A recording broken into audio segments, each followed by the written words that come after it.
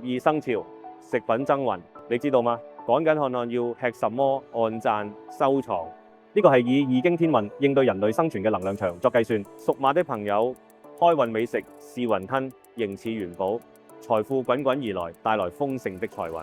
屬雞的開運美食是粟米，多食用玉米，有助在農曆3月事業有成，收穫滿滿。屬牛的是西蘭花，多食用西蘭花，能為屬牛的朋友在農曆3月帶來健康的體魄與旺盛的生命力。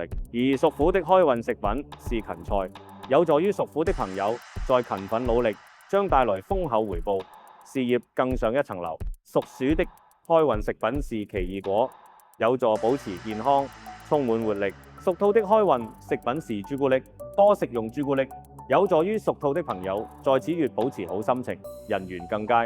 屬龍的開運食品是薑，薑的辛辣與溫熱能驅散霉運，帶來活力。而屬豬的開運食品是離，分離不好的事物，告別煩惱，迎接新氣象。屬狗的朋友，農曆3月可多食橙，帶來事事順心，圓滿如意。咖喱的濃郁香料與多層次風味，象徵住生活中的精彩與變化。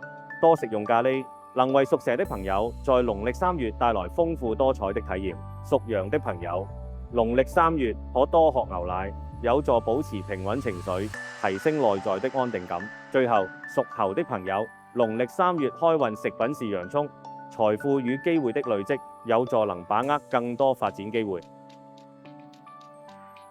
你都想知每月趨吉小技巧嗎？關注我，每週更新。